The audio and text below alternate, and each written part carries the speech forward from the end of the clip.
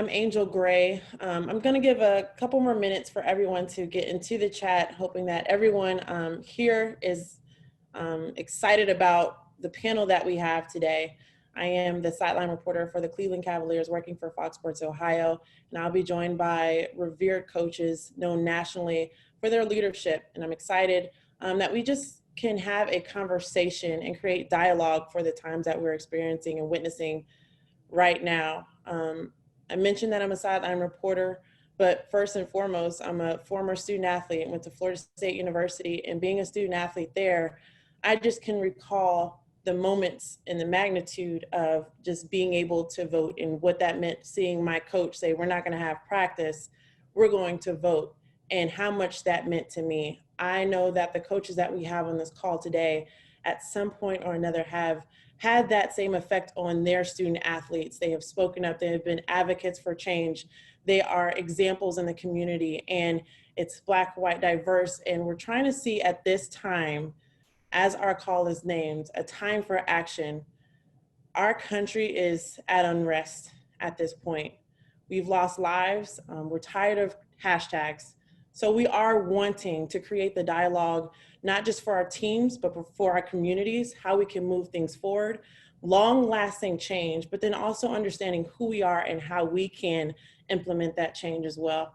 I know that for the coaches that we have right now, Muffet McGraw, Carolyn Peck, as well as Don Staley is with us. We're waiting on Gino Ariema. He has a call at 5, so he'll be jumping on as soon as he can. But I know that I want this to be authentic and honest, and that's why we have this panel today. Thank you, WBCA, for allowing us to have this platform, for reaching out and allowing us to do this for the community and the coaches as well. Trisha Cullop, thank you so much for everything that you have stood for and wanting to create this dialogue for the community. Just to present the coaches, yes, we understand who they are, their accolades and everything that they have done. They have all won on the national level and are champions. But more importantly, as we said before, they are the leaders in the community, and it's just important to understand what they have done. So Muffet McGraw, newly retired, thank you for joining us. Carolyn Peck, ESPN sportscaster, but also the first African-American female to win a title at Purdue University. Thank you for joining us. Dawn Staley, 2017 national champion. I definitely will be asking about passing the torch between just the two of you and what that means as examples for more diversity within the coaching realm. So thank you so much for being on this call today. As I said before, Gino Ariema will be joining us, head coach at UConn University. First and foremost, and I want this to be as open as possible, so you don't have to wait for me to say, Coach, you go, you go, you go. And I don't think we'll have a problem there, to be quite frank. But I'll start with Coach Don Staley. Don, what has been your conversation with your student athletes? How are they doing? How are they handling things in this time? And what makes this moment so much bigger than any other moment that has happened before now? Well, that's a lot packed in that question. Well, I mean, each week we have a Zoom call with our players, and, you know, from months ago until you fast forward until a couple of weeks ago. And we did talk about George Floyd's murder. And then they, you know, 2 weeks ago, they were, you know, wanting to air their raw emotions about what's happening with them. And then we, you know, and then you have to let them process it. So 2 weeks ago, we let them process it. You know, yesterday was our, you know, our weekly call. And then I wanted to see if their voices are still as loud as they were the week before. And I was surprised that they weren't. And it almost had me just kind of pulling teeth. Like, it's not my voice, you guys' voice, what you guys wanted 2 weeks ago. And I think for us, we have to give them a place where they can have those raw moments and be vulnerable. And also express to them that they do have a voice, and if they want to utilize that voice, then here's your platform. But you must arm yourself with knowledge. We work in the South. We work in South Carolina, which has a deep and rich history of racism. I haven't experienced that in the 12 years that I've coached here. But if you open up history books and, you can read about it. And I just told our players, if you're going to use your voice and you want long-term change, then you have to understand that there are going to be people here that disagree with you, and they're not going to link up with what you align with. So you have to equip yourself with the knowledge to go out there and clap back, if you will, because you just can't say a statement and do something and just leave it out there to hang, and you have people who are responding to it. I'll give you an example.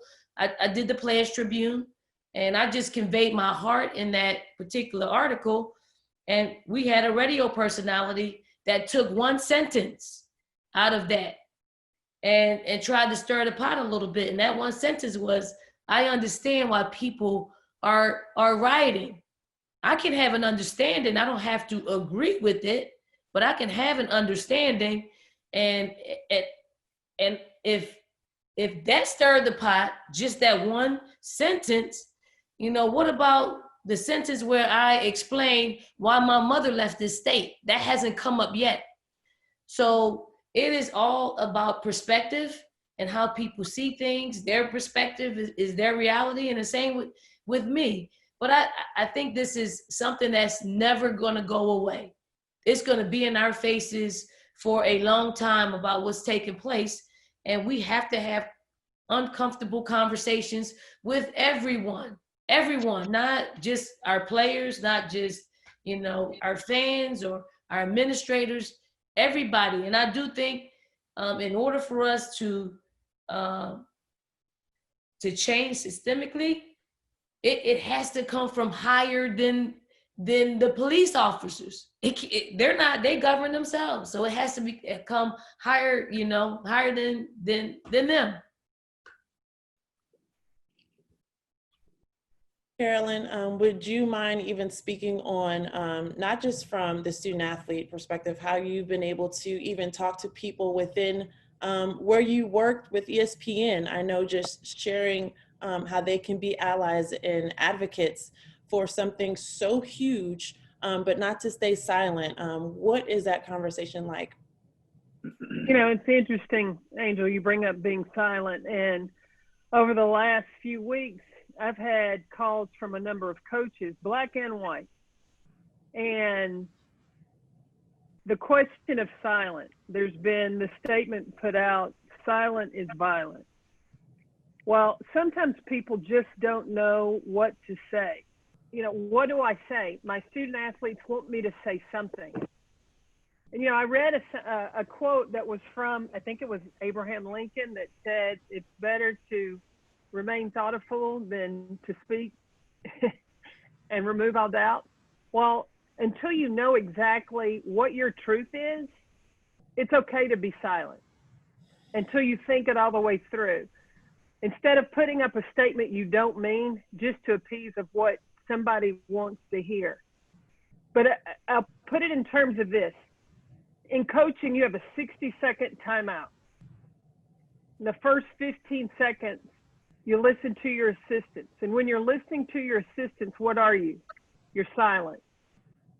And then you have 5 to 10 seconds to process the information that you got from your assistants. And as you're processing, what are you? You're silent. And then you have about 20 seconds to sit down with your team and then be a leader, implement a plan, explain what needs to happen.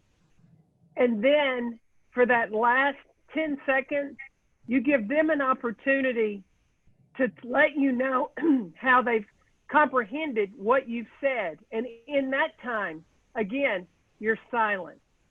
So often we're quick to talk, but sometimes we need to listen and then communicate.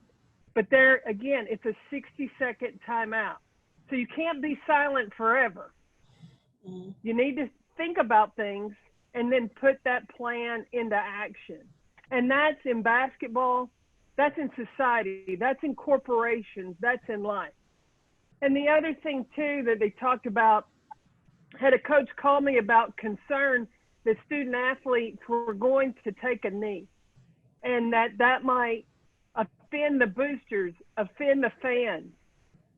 You know, I sat back and I thought about that, and I'm like, you know, now coaches of all colors know what it's like to be black, because as being a black person, there were certain things you couldn't say or speak up about, even though it was that what you saw was wrong, because it might cost you your job. It might cost you an opportunity. So you were squelched to be quiet. Well, you don't have to be quiet anymore, and understanding that, you know what, if the fans, if the boosters, if the administration stands up and makes a change to bring justice, to eliminate injustice, there will be no reason to kneel. And those young people will stand up if you stand up with them.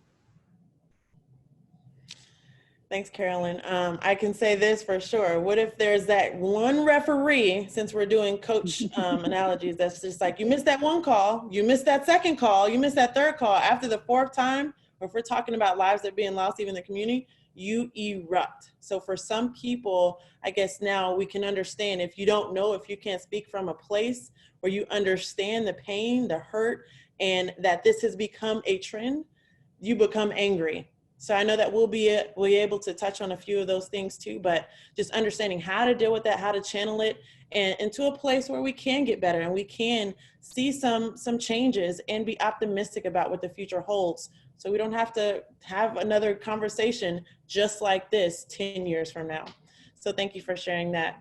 Muffet McGraw, you've spent so much time developing, mentoring, and being an advocate for women, just understanding who they are, the student athlete. I thought it was really funny with Enrique Gumbawala even saying, sometimes we were tested on even women's history. Those things matter, and those athletes retain that information, and they know what it takes, you know, or they understand who you were in their life moving forward to help them as women. At this point, how are you an advocate for them in these moments when it's women of color, men of color, the Black community, just being a white American? What is that conversation to your athletes? What does that look like? Well, one of the most important things that I always tried to do was let them have their voice, to find their voice, to use their voice, to use their platform, and to know that I was behind them 100%. In 2014, my team came out in I Can't Breathe t-shirts to warm up before a game. We took a little bit of a hit against, you know, there was some backlash that we took, but we knew what we were doing. We knew what we stood for. And I think it's so important. It takes courage to stand up and fight for what you believe in. You're gonna always have people that don't agree with you, that are gonna come at you, some more intensely than others. There was death threats and a lot of really bad things that happened to our team at that point. But we stayed together because we were unanimous in that.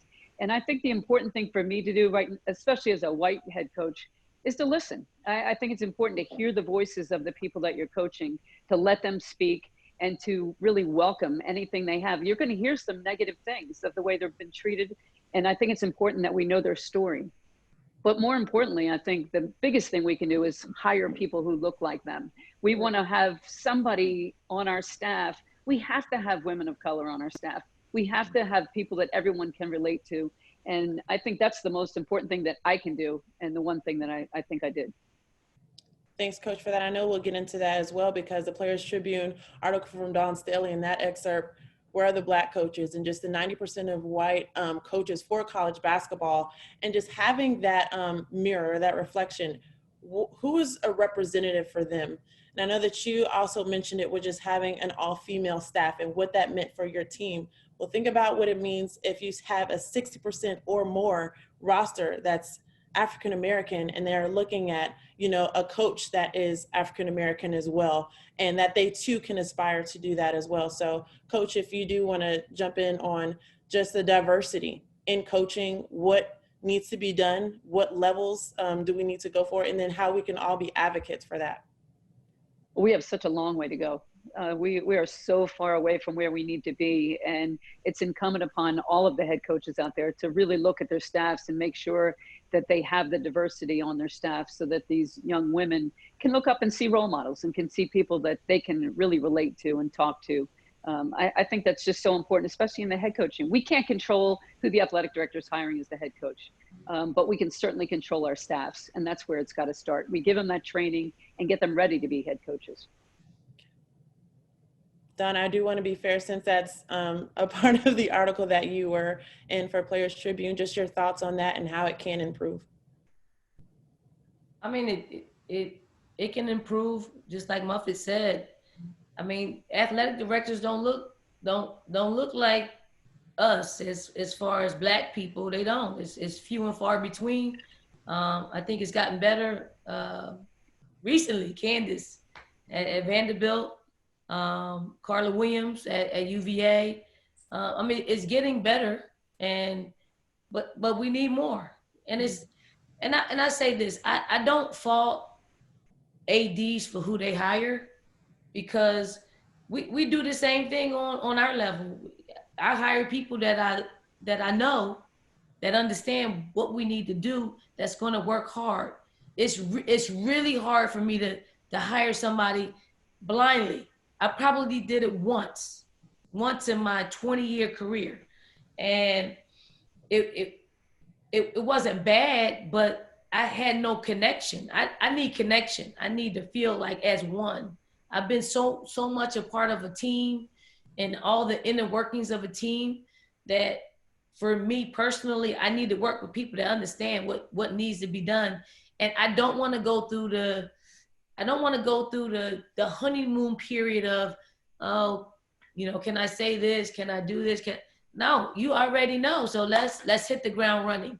And I think for the most part, ADs probably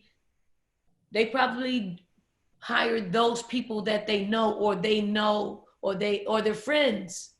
I think me and everybody else, I think probably it's the lazy way of doing it, because you don't really want to do the research on every single person that sends in a resume. You don't want to interview everybody. But in order for us to get opportunities, we have to get in front of people. We have to be given a chance. And that's a little bit dealing, working in the unknown. And a lot of people don't do that. Do I understand it? Yes. But it's not going to change until we get people who look like us in positions of power and decisions. Okay. Carolyn, I'm not sure if you wanted to add in on that one. We can move forward if not. Well, I think the biggest thing when it comes to women's basketball, to Don's point, is for ADs to do their homework and have a short list. A lot of times I think that when it comes to on the men's side, ADs, if one man leaves or gets let go, they have a short list of what's going to happen next. And so when it comes to women's basketball, then it's a point of Black women, how do we get on that short list? Mm-hmm. And I think that the thing to do that, you got to be the best at what you're doing right now. Mm-hmm. And then to make those connections to get on that short list. Thanks, Coach. I do want to welcome in Gino Ariema. Coach, thank you so much for joining us. Just like us women, we have to wait on the men, I guess. So thank you so much for joining us, especially for an important conversation. There was a lot of women that made me late, just so you know. I guess we'll take that. So thank you so much for joining us, Coach. I will ask you, since you just joined us for this call, it is called a time of action. And first, what has that looked like for your student athletes? What have you done? What's the conversation been like? Well, I happened to hear pretty much most of you. I was only a couple minutes late, so I've been on through all these conversations. Mm-hmm. And I think everyone is speaking to what the issues are and what the conversations have been. And to your point about hiring practices, you know, I have my own thoughts on these, and I agree with some of the things that you guys are saying. I completely disagree with some things you guys are saying. One of the things that I tried to say at one time was, I bet you I get, whenever a job opens up in any school in the country, but mostly Power 5 schools, I'll get a phone call from an AD, or some coach will call me and ask me to recommend them to that AD. And when I get that AD on the line, the first thing they say to me is, can you give me the name of 5 women that I should hire? That's the first thing they ask me. And I'll go, sure. And then they'll go, but I got to tell you, I really need a minority on my staff. I said, okay, fine. Who they hire after that, that's out of my hands now. But it's interesting that those are the questions that, so contrary to what everybody thinks, these are the questions that ADs are asking. What they do with it, obviously, could be completely different. Okay? So I just want to make sure that everybody knows that. And I'm not sticking up for the ADs because, as someone said, we can't control, you know, who they hire. But that's the conversation that happens whenever I've spoken to an AD. Okay? And some of them are friends of mine, and some I've never even talked to before. The conversations have been very, very difficult. They've been difficult because I'm trying to have a conversation with kids who they're very emotional conversations. And I'm coming from a place where I represent my age group, at least anyway, and the color of my skin. I represent the people that are most responsible for what's happening today. That's who I look like, and that's my age group. So even though I'm not them, I'm not in their world, that's what that person looks like that they have to convince. As Dawn said, it's way more than just what's happening on the police department. So I'm trying to, the conversations I've had are, listen, I'm just here to listen because I really can't speak for you guys. You know, when I was an immigrant, it was easy for me because no one knew I was Italian until I opened my mouth when I was a little kid. But if you're a black kid in my class, the minute you walk out the door, there's no hiding it. So it's an everyday problem from the time you're born. So the thing that I tried to say to my players after they express themselves, which they have, and you know, our coaching staff has learned more than we, in 4 phone calls, Zooms, we've learned more than we probably knew in our entire lives. So my thing is, this isn't about Black Lives Matter only when the police take someone's life. This is about Black Lives Matter when they're 5 years old.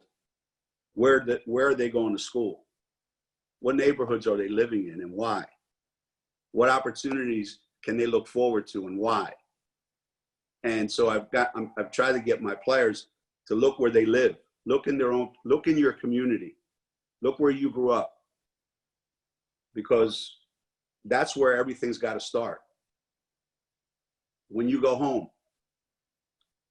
and you're a voter, you need to figure out a way to connect and change what's happening in your neighborhood first, in your community, in your town, or in your precinct, whatever case may be, before you can affect anything at the national level.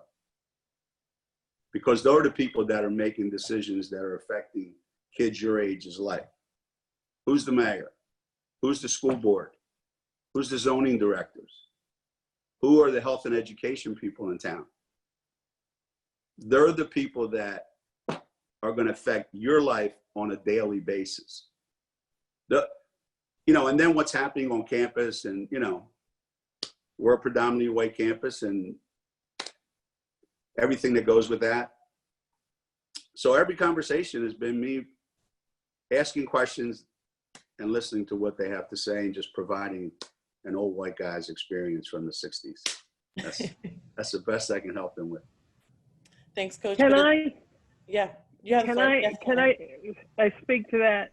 I think partly of what Gino said is part of it, but I came from a predominantly white small town. My graduating class are about 434. There were just maybe a handful, 5 black kids. And fast forward into living in Gainesville, Florida. I was no longer coaching, but I was working for ESPN.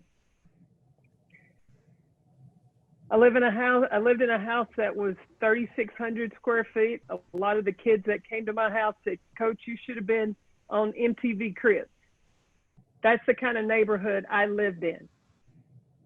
I was coming back from the gym and I was pulled over.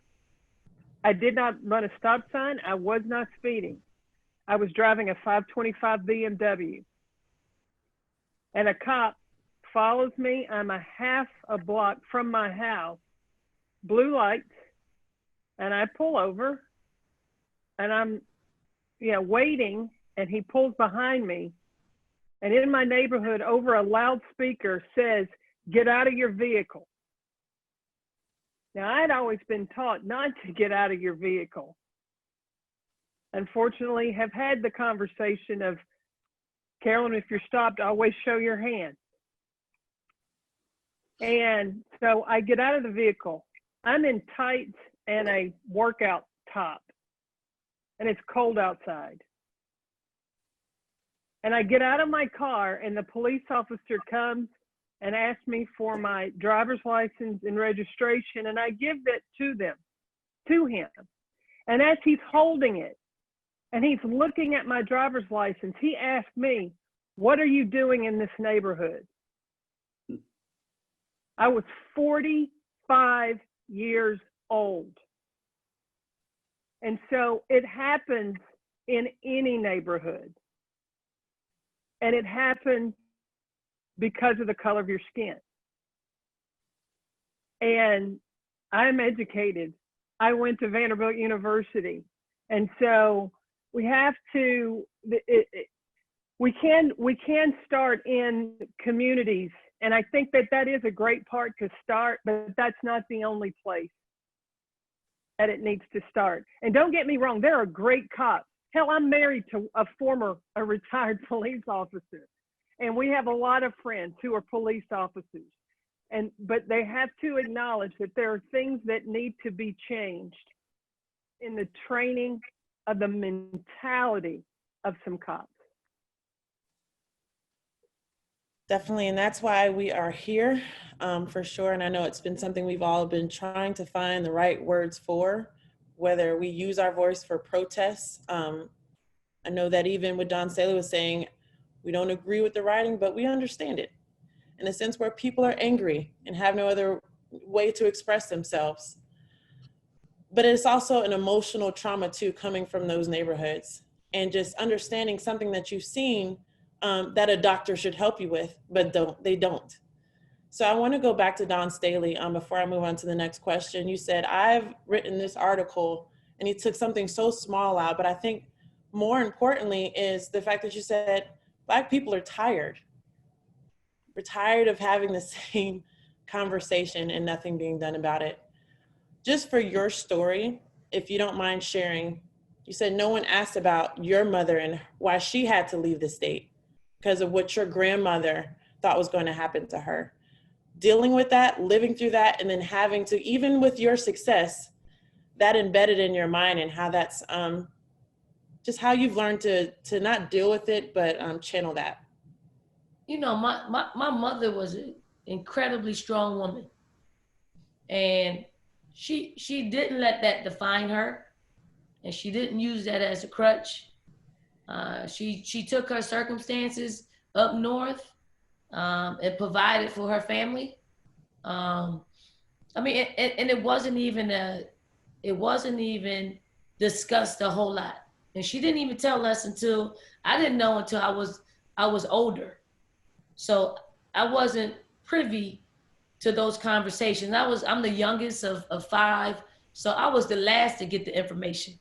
But instead of her giving that story for us to carry for most of our life, she decided not to do that. Instead, she armed us with discipline. Discipline, black belts, yes, anything she could, So yeah, I was more afraid of coming home, not doing something out in the street, but coming home and hearing my mother have to discipline me in any kind of way. So I'm extremely fortunate, but I think where we are today heightens it. It makes you think about those traumatizing experiences that your loved ones or you have, and it's time to get it out. It's time, because it's happening to so many other people, and there is, and I'm going to say this, there is a way that is different here in South Carolina. Like, I'm a black coach. There are things that I can teach my players that a non-black coach can't. They just can't do it. They can't teach you how to navigate through life as somebody that's a black person, because you're not armed with what we're armed with. You don't understand. You don't really understand. And until you're able to switch places and just switch it just a little bit, put yourself in our shoes. And I will say this, and it's hard to do that, but I spoke to somebody who has a child with Down syndrome, right? And it's very pertinent to racism. A child with Down syndrome, they have to deal with so many people looking at them. They have to deal with people not giving them an opportunity that other children have. That's just a small thing. But if you can go home and you can go to a big house and you can have dinner on the table, you have breakfast on the table, you got activity hour, you got a place to go to learn. You're able to make them feel very comfortable in a large part of their life. But when you're black and you are subjected to some racist comments or experiences, that sticks with you for your entire life. And then when things come up in the media like this, you internalize it, and there's nowhere to go. And that's why I say we're tired. We're tired of having to defend this. We're tired. It took the George Floyd murder, took all the imagination out of police brutality, because police brutality, you don't always see it. You think, you get pulled over, you go to the precinct, you die. In between, like, we have to say, maybe it didn't happen that way. Maybe it just, a different, health condition previous. You bring up all these things to make it so you're able to survive. We didn't have that with George Floyd. We saw him take his last breath. We saw him plead for another breath, and that makes it real. So now you got to live with everything. Like, I hadn't told that story about my mother ever. Like, I didn't share that. That was just something that we shared amongst ourselves as a family. So I've never shared that, but it made it come up from deep within to say, here, this is kind of what we've had to deal with. And fortunately for us, we don't use it as a crutch. We just use it as we're arming ourselves. This could really happen in a different way. Thank you, Coach. The next part of this is just understanding the action aspect. For those that aren't coaching or just recently retired, what are you doing, your staff as well as your campus, that are helping the student athletes feel comfortable, feel supported? I know that there may be some talks with Black Lives Matter, the initiatives that may go behind that. I know, Muffet, you even spoke on just how your student athletes wore the shirts as well. But what are those conversations right now? How can they continue to get that support? Anyone can start. Well, what's happening on our campuses? On our campus, I did read through a email and tweet that our president is implementing a diversity course that all incoming freshmen have to take, and I think that's a great thing. I think we need further along, because there are sophomores and juniors and seniors and maybe professors and maybe people that work in the athletic department that need these courses as well, because you don't know. You don't know. We have probably one senior staff member that's Black, and I know she's probably tired because it's only her that really sees things differently than everybody else. And I'm speaking for her, but I don't know, because I'm not in those meetings. I know that when we go to all staff meetings, I'm one of 2 head coaches that are Black. So, I do think we're going to have a somewhat of a bigger voice. And Coach Fry, who's the track coach, he has a big voice. He doesn't mind speaking up. Me, on the other hand, I like to sit back and observe and get the lay of the land. But there are, I would like to see us bridge the gap, because there is a gap, whether we believe so or not, with our athletics department, because that's the thing that we can control. We can't really control what the president does in the overall school. We can voice our opinions, but I do think athletics speak very loudly on college campuses. And if we can set the example of what it should look like, it will have some trickle-down effect. And we're not a big body. I mean, the school obviously is the biggest body of our university, but I think for us, we need to set the example of what we're feeding our athletes and giving them an opportunity to grow and to learn and to coexist while everybody's voice being heard. I think sports is a great place to look at that and see, this is what we're teaching these kids, these great life lessons. They're having to learn how to get along with people from different backgrounds, different religions, different politics, so many different things. And they're able to coexist really well, with great team chemistry. And I think sports is kind of the best place to start with that. But John, you're absolutely right in just about everything you said. As a mom, I never had to teach my son what it's going to be like when you go out, if a cop pulls you over, this is what you've got to do. I just never had that. I've never had anybody follow me around the store thinking I was going to be shoplifting. I've never had any of those experiences. And I think the biggest thing that we can do is understand that this is real and figure out what we can do to fix it. On our campus, I would love that idea of diversity, but I know the WBCA is really looking at this strongly and they're taking action. This is a great first step. They've got some committees going that they're going to really ramp up with diversity and inclusion. And I'm looking forward to big things from them.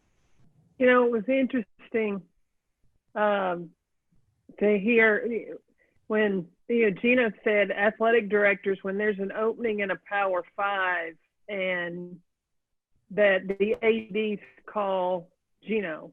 And I'm just wondering, Muffet, do you get those calls? Or Dawn, do you get those calls for recommendations? I get those calls. And I think the thing that is amazing to me is when they say, I've already had calls from 10 men. I haven't had any calls from women. I'd love to hire a woman and, give me some names, and we do. So I think we could do a better job of networking. We could do a better job of being more aggressive and going after these jobs. I don't really get them. I get them from search firms, but not necessarily ADs. ADs in the state of South Carolina, yes. Outside nationally, no. In the last 3 years, I've gotten a call from 2 ADs, and it wasn't to hire me.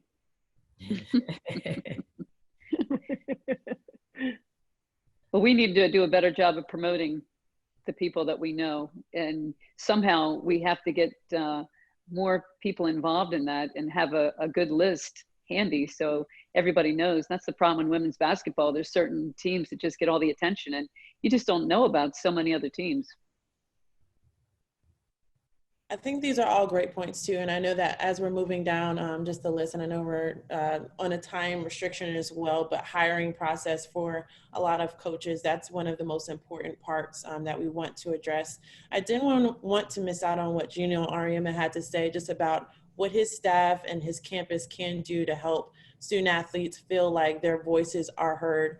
And you mentioned, I'm just here to listen. I'm here to, see how I can be better, but the action is a big part of it as well. And even seeing you and people tweeting out about you being involved in the protests and marches, that's big. Recruits are watching, players are watching to your response, and that's a very important factor because they want to know who they're playing for. What are some things, as I mentioned before, that your staff has been able to do or implement, if it hasn't already been implemented, but they do want to get better at that moving forward? It's interesting that this is happening today. We just had a Zoom call with our men's coaching staff, our whole staff, and the men's staff and the men's support staff and the women's support staff. And what we're trying to do is figure out how we can be a united front as a basketball program, men's and women's. And what are some of the things that we can do? And we discussed some of those things today. And to Dawn's point, one of the first things that came up was, just like I said about taking care of things in your own neighborhood, is educating the people in your own athletic department. There are a lot of coaches in every athletic department that have never coached a black kid, that their sport just doesn't lend itself to that. And nor have they had any experiences with it. So they don't even know what we're talking about sometimes. And there's administrators who don't know really what is being discussed here today.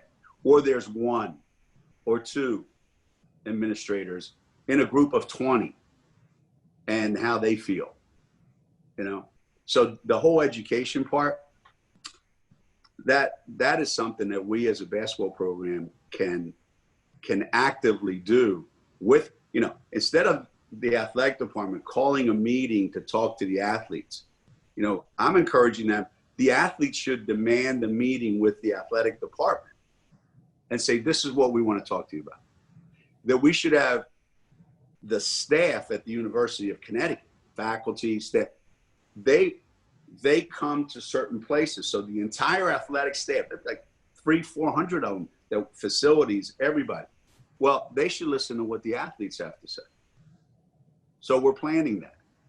The police department on campus is the first police department that a lot of these kids interact with. Well, I don't remember the last time we as an athletic department, but we're going to do it as a basketball program. We want the chief of police and his representatives to come explain to us what they do, how they do it, why, and answer our kids' concerns. Those are things that are so easy to do, but nobody wants to hear what's going to be said in those things, in those meetings. One thing that did come up is, do you know how many, and again, I keep going back to education because, Carolyn, where you're educated growing up has a lot to do with where you're going in life. And sometimes it's taken for granted. Okay, well, you're a white kid, you get to go to this school. So right away, your opportunities are laid out for you. Well, you're not, and you're not going to be able to go to that school. So to me, it all starts with education and educating adults, educating kids, or whatever. But whenever people talk about, hey, we're going into a school district, we're going to read to kids in school, we're going to, be role models for kids. We all do that. Every coaching staff in America does that. And what do? We go into some community and we go to a school and our kids maybe read a book, maybe, do a little clinic for them. Great. I love it. I enjoy it. You know what we don't do? We don't go into predominantly white schools with our athletes and say, listen, you're at an age right now where you're going to be influenced, and we're here to influence you. We're here to teach you how to think. See, we don't do that. And I think we should. So we're going to. And to me, I keep going back. When I came to America, I didn't know white from black, green, or anything. The only racism I got to know was what my father taught me when he got home. Why? Because he only knew white guys just like him. So where are these kids getting it? Where are these policemen getting it? They're getting it at a young age. So how do we attack that in addition to all the things that we're doing?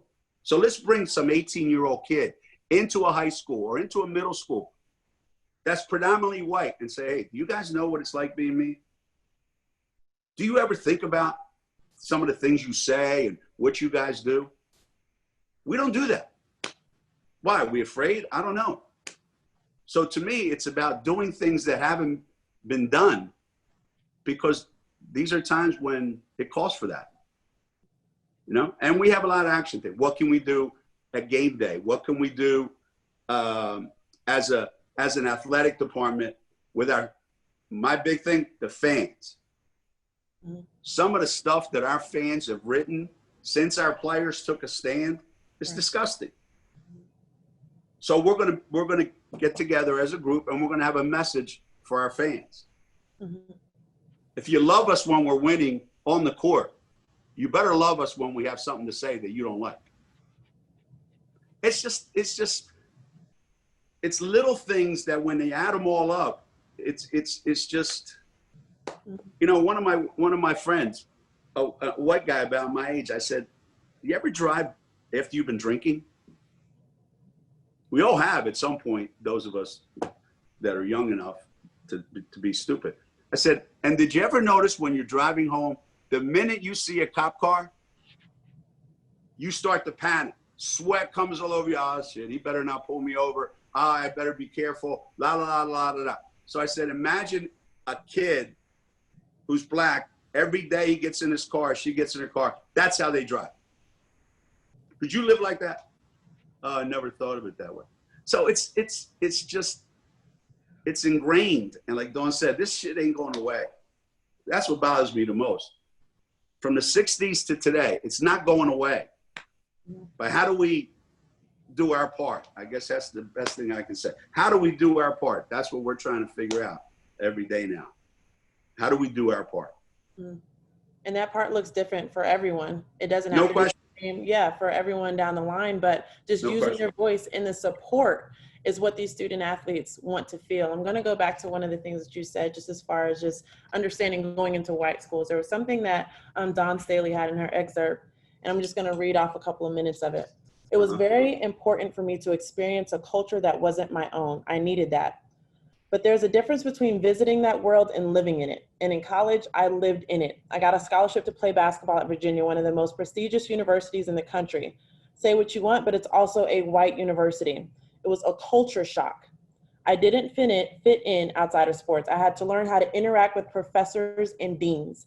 I didn't talk like everyone else. I didn't dress like them. There was nothing in common between the University of Virginia and where I grew up, nothing. To that point, as revered as this panel is, and people are looking for your leadership and you have accolades down the line, but when 60% of your roster is African-American or plus, they're coming into a PWI where from their neighborhoods, they may not understand what it's like to be immersed or, go over into a school, transition into a school that doesn't look like them, speaking and interacting and going to booster meetings. And you talked about everything that they have to, set up for. I just remember, meeting people in the booster realm. And I'm like, I don't even feel comfortable. I haven't had to do this before. How do you help and bridge the gap there, and in understanding, I don't know if it's a program or what it may be, but understanding that their lives are different from when they came in. And for 90% or more of the coaches to be white, how do you express that and support them as well? You know, it's funny. Jamel Elliott and I laugh about this all the time.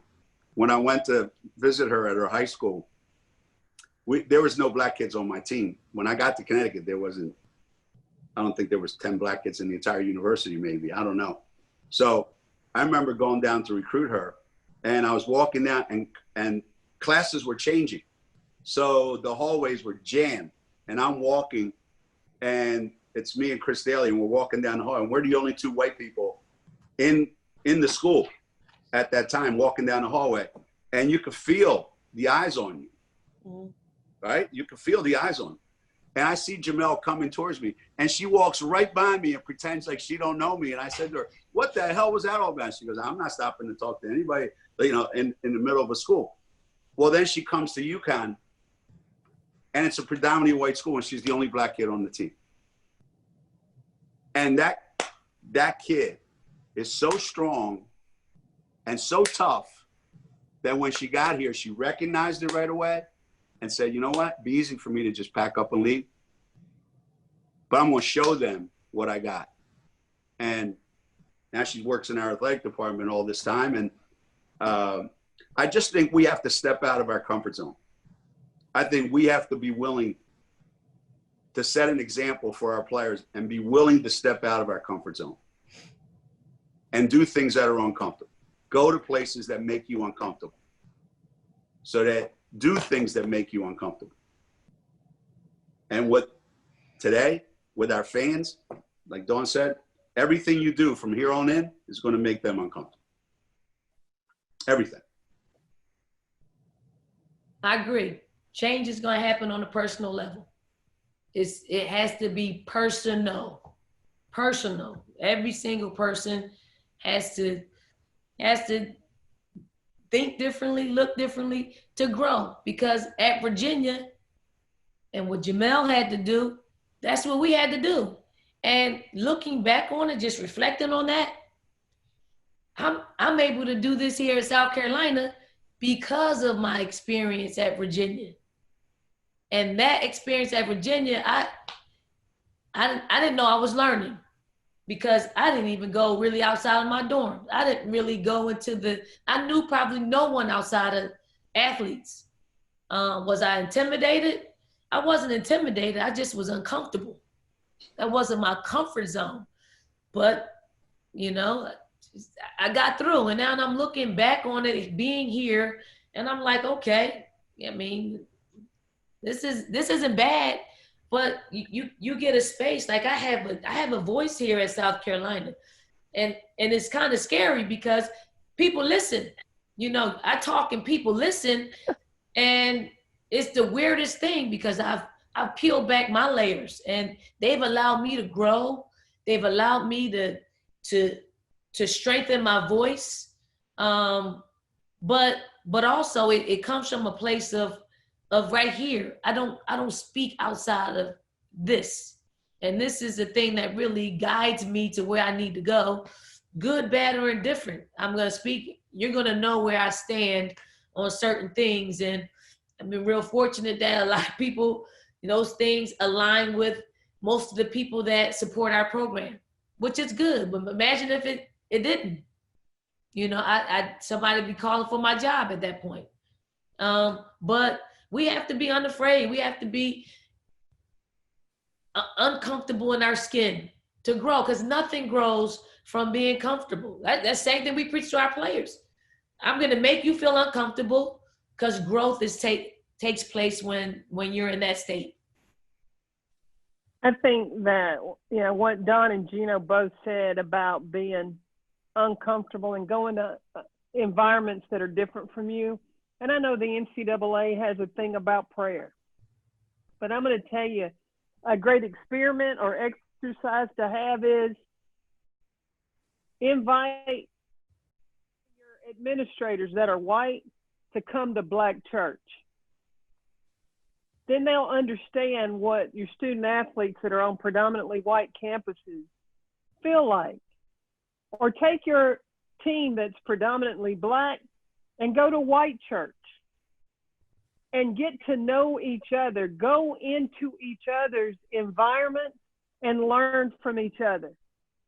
You know, if it's not church, it's like Gino said, and going to school.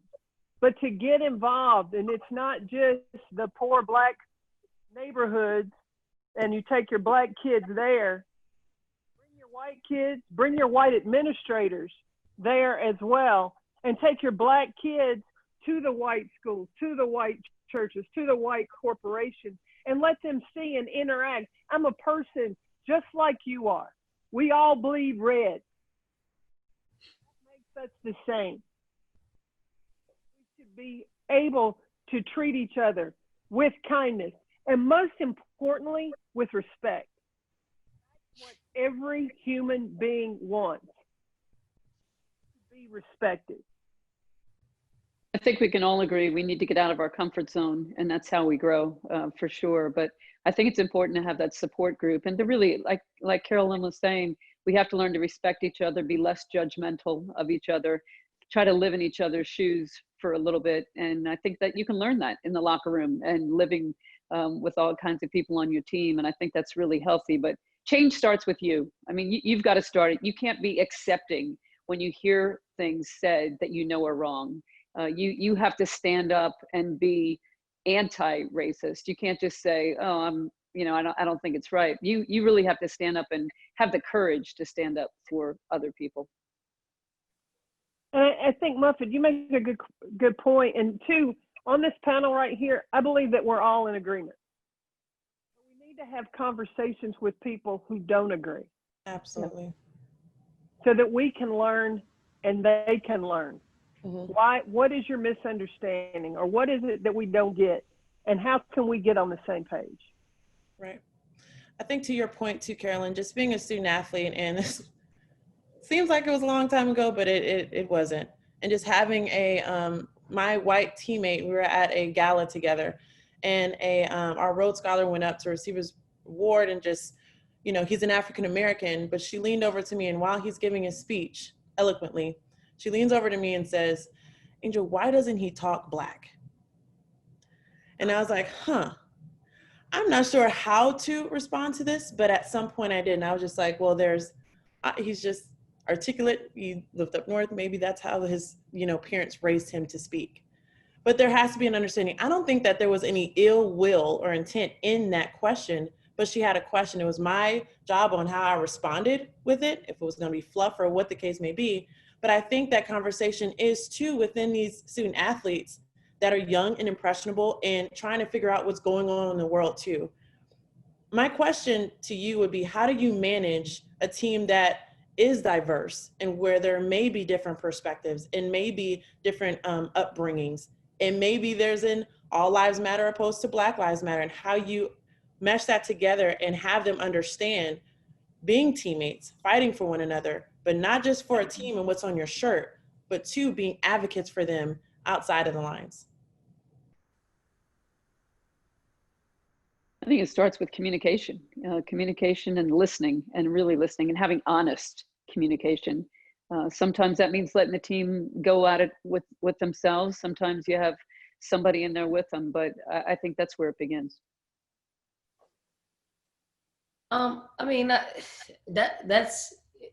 That's what we try to do every day in coaching our teams and allowing people to have a voice, and also allowing people to stop and listen. And I do think you have to have environments in which I do think coaches aren't involved, because I think our players, historically speaking, do better when or they're more vulnerable when we're not around. And so I'm a big advocate for Felicia and Johnny. They have an incredible way of connecting with our kids and putting them through life skill sessions that last a long time. It sticks with them to where, when we get back together and we are with them, it's like an icebreaker. And our players learn more about each other in those sessions than anything that we've done. Just as a team, they just put their guards up until we're able to have them for a long time, or we have that icebreaker, and then it just opens them up, and it opens them up to us, and they're able to just be themselves. So it's the weirdest thing. That's why we bring them in as early as possible, so we can work through some things. But having a voice, I mean, I'm big on communicating.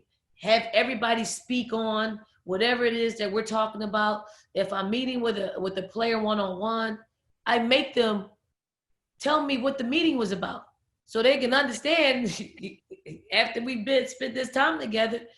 And also, so you can tell your parents what just took place, because sometimes they get it wrong. Or when you run back to your teammates, you know what was said between us. So communication is really a big key to it, and giving our players power in communicating. And communication isn't just, verbal. It's nonverbal, it's listening, it's all of those things. I know that you brought up just how you want your team to communicate, but there is a question, and I just want to make sure that you guys do know that are listening, that I'm going to try and get to as many questions as possible. This is coming from an anonymous attendee. What are some different ways that coaches can put their players in diverse situations and help them learn how to manage those situations? Do you know, I think, I mean, unless you go to a historically Black college, I think just by deciding to be an athlete at a major university, imagine going to a place like Vanderbilt, or, a school, one that either doesn't have a large population or is 99.9% white. So just by virtue of saying, I want to be a college athlete, you're already putting yourself in a position to be uncomfortable. And you're already, as Dawn said, I coached at UVA, you're going to experience something there. And I recruited a lot of kids to UVA that when they walked on campus, it was like, damn, this doesn't look anything like anything I recognize. And it was a real struggle for them to find a way to fit in other than with your teammates. So one way is we encourage our players to not make basketball and living with their teammates their life. So we make them live in the dorms for a period of time while they're here, so that they have to interact with everybody living in that dorm, not just their close-knit group of people who already understand that. That's number one. On the road, we make them room with people that are totally opposite than them, 100% different than them. Whoever you are, you won't see anybody that looks like you or acts like you your first 2 years here, probably. And those are things that I think coaches do on a regular basis that go unnoticed. But CD and our assistant coaches are really, really good at creating competitive situations off the court that have nothing to do with basketball, and allowing players to recognize other players' strengths that don't translate into basketball prowess, to come to appreciate someone else because you know what? They're pretty sharp in that area. I never would have thought that. Wow, I just found out something, because we put them in these situations where they've got to compete, but not individually, but as groups. So anything I think that puts them where it can't be the same thing I've always done all my life. Mm-hmm. So we try to find the ways to do that as much as possible. Take them to a Broadway play. They walk in and they look around and they're the only ones that look like that. And right away they come out going, you know what? I kind of like that. I like that. I really, really enjoyed that show.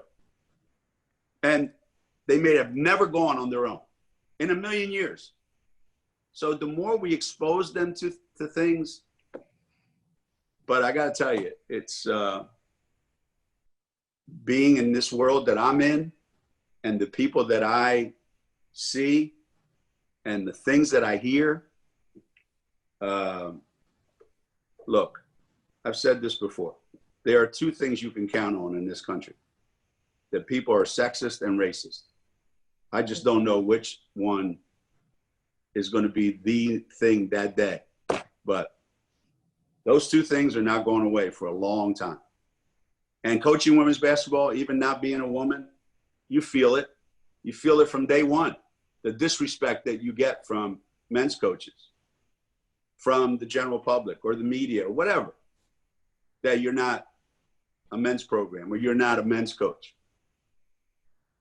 And if you're a woman, I see it with what goes on with my staff and the people that I work with.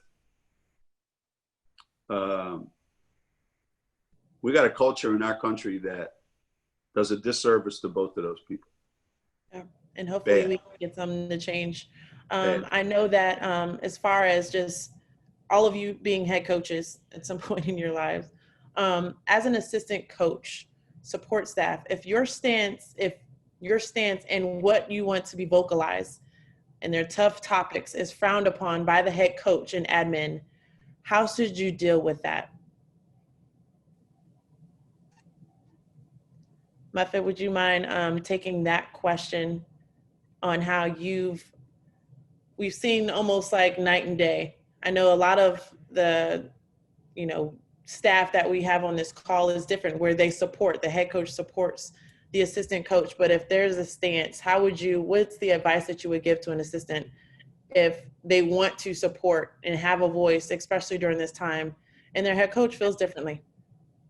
Well, I think you absolutely have to support them, even if you don't agree with what they're saying, which I can't imagine why you wouldn't agree. But I think it's important that everybody has a voice, and you have to respect their voice and allow them, especially if they have the courage to stand up and say something. And I think that that's really important, because I think people are looking at what you're saying publicly. I mean, Carolyn started out talking a little bit about listening and waiting and, deciding when you're going to send something out. But I really think it's important that people know where you stand. And I think your team is looking for you to know that. So I've always been in favor of my assistants stepping out and using their voice. I think it just takes more conversation. Like if your head coach doesn't want you to speak out, then the head coach has a responsibility to hear them out, to ask questions, to find out why this coach is wired the way that he or she is. And I think it's a cop-out to say, we don't want you using your voice out there. I mean, again, you have to, as the leader, you have to lead. Sit down, do the Zoom, ask questions, figure it out, just like you do anything else in life and in sports. Mm-hmm. Thank you. This question coming from Christy Tolliver. With the coaches on this call, would you consider playing against HBCU schools and have a discussion afterwards amongst teams? I think that'd be a great experience. I think that's something that we should all look into. Yeah, absolutely. Absolutely. But I'm going to tell you this too, on the basketball side of it,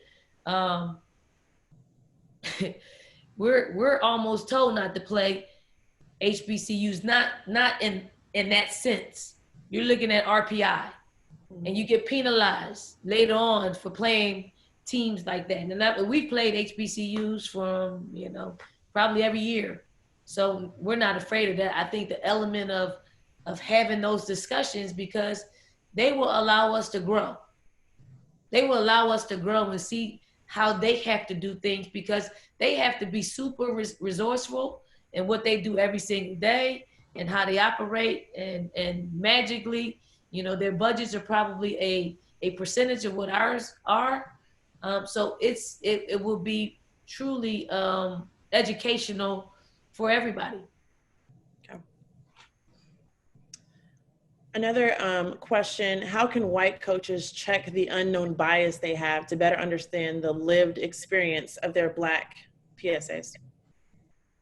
I think you have to have a culture of trust, and you have to be able to hear the criticism. I think the players have to be willing to say it. And that's where, you know, if you have a staff and maybe there's somebody on the staff they can go to and they can come back and tell you like your tone of voice or what you're saying or how you're saying this is wrong.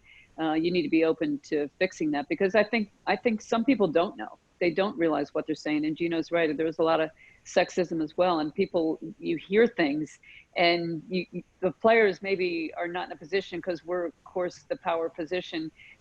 They're a little reluctant to say, you know, how that made me feel. So I think you have to be willing to listen to that. And maybe it's going to come through your assistant coaches. Yeah, I agree. I mean, wait a minute, time out. Did Gino just say he agreed with me? This is No, a not mindful moment. This is being recorded, right? I just wanted to make sure this is recorded. no. I agree with the question Angel asked. I didn't necessarily agree with the answer. And I agree with the answer, but I don't necessarily agree with the person who said it. But I do think we do take a lot of things for granted. I do think, and I do think as head coaches, we feel like I know, speaking for myself, I don't speak for all the head coaches, but there's a sense of, well, you know what I mean. Like whatever I say, you know what I mean. You know, I shouldn't have to explain it. And one of your assistants may say to you, you know, you probably shouldn't have said it that way, or you probably shouldn't have said that to that kid because they're very, well, I didn't mean it like that. And, you know, and if they took it that way, tough. That's not how I meant it. Well, that's the same as a kid saying something to you and you going off the deep end. That's not how they meant it. So I think that sometimes there's like a double standard that we have as head coaches, that we expect everyone to understand what we mean, but we're not really quick to understand what other people are saying. So yeah, having an awareness of what your team is thinking and how they're reacting, and being able to pay attention and knowing when you need to, hey, I need to find out that something just happened here that I need to know about. And then how do I prevent that from happening in the future? Right. But, you know, head coaches, like we think we're invincible, you know, and we can't do anything wrong. And whatever I say goes, you know, all that crazy stuff that little by little is starting to be proven wrong. I have a question, and this is probably for the panel and for probably anybody else out there that are willing. What are we willing to risk to call out injustices? Mm-hmm. Just personally, you know, I know we're in the coaching world and we're in the sports world, and I do think we all have powerful voices. And if enough powerful voices are willing to align and call out injustices, and I mean, it's risky. It's risky. It's risky where I live. It's risky where everybody up north, Gino set up, you know, his fans are, you know, lashing out against some of his players and what they're standing for. Carolyn, you know, you're at ESPN and you represent them. You know, what if, you know, you call out injustices? What are they going to do? Are you willing to risk that? You know, Muffy, I know you're retired, but you got an incredibly powerful voice, you know, that people listen to. But it is going to come down to that in order for us to have some change worldwide, because it's impacting everybody globally. I don't know if Muffet wants to answer this first, because I know that you do have to hop off. I know that you're a very busy woman and everyone wants to speak to you, so you have to jump off the call. If you want to address it, feel free to jump off when you can, but I will say thank you so much for your time before that happens. I would just say I'm willing to stand up for injustice. And I think we need more education. I think that we would love to hear more from you and from Carolyn to tell us more about, you know, how we talk about some of these things and how we can help. You know, what more can we do? Because we're here to listen too. Mm-hmm. I feel like saying what's right, there's nothing wrong. And So absolutely, to stand up for what's right and base it like, because it's on fact. And talking about in broadcasting, a lot of times my boss has told me, Carolyn, we pay you for your opinion. You can't be afraid of hurting a coach's feelings because you're an analyst. And the same is the case with this, but they said, when you state your opinion, base it on fact and have something to back it up with. And that's what we've got to do to stand up for injustice. Well, those of you that know me know I never worry about what anybody thinks about what I say. So I'm to the point now, you know, even more so where, what are they going to do? Fire me? You know, so what am I going to do? Lose my job? You know, what am I, you know, what are they going to do? What's now, if I was a young coach just starting out and I was worried about my job, if I was a young player, you know, you can see why a lot of these NFL players or pro athletes in general are a little bit leery in the beginning to say anything. You know, you can understand why back in the day, you know, a guy's not going to step out of their comfort zone. You know, they're not going to do John Carlos and Tommy Smith. They're not going to do that because they see the backlash. You know, Muhammad Ali didn't give a shit. He didn't care what anybody said, but everybody else did. So, you know, it used to be that depends on your position in life, that if you have nothing to lose, then go ahead, say whatever you want. But how many people are in that situation? Right. So now things are a little bit different, but for me, it's always been, I could care less, man. I'm going to say what's on my mind. I'm going to say what I believe in. And if you don't like it, that's your problem, not mine. Not mine. I only have a problem if I don't share what I think. I have no problem with what you think about what I said. Especially when you're standing up for something so huge and with the impact of today's life. This is, you know something, Angel, let me just say this. When our players put out that statement, they had asked me, so coach, I say, look, I don't want any part of this. I don't want any part of it, meaning I'm not going to write it and I'm not going to tell you what to say. You guys all get together, decide what you want to say, let me see it, but that's it. And you can say anything you want. It's your opinion, not anybody else's. Now, after they send it out, after that thing went out, I did say to them, you have a right to say whatever's on your mind. People are going to have a right to respond any way they want. Here's my thing. You will not, under any circumstances, respond to these idiots individually and get into a pissing contest with them. You understand me? Because that's bringing you down to their level. You made your statement. And I was really proud of Kristen Williams when somebody said, hey, will you come on? She said, my statement speaks for itself. So the fans, when they react and everything that they do, they're trying to drag you into, hey, we need to say what we got to say, and we don't have to defend it, and we don't have to argue with you. This is where I'm coming from. You don't like it? It's up. Because for every fan you lose that doesn't like what you just said, you just gained another person who's proud of you for standing up for yourself. Right. Absolutely. That's what I'm telling my players. And that's across the board. And I know I couldn't get to every question within the Q&A, but don't let it just stop here.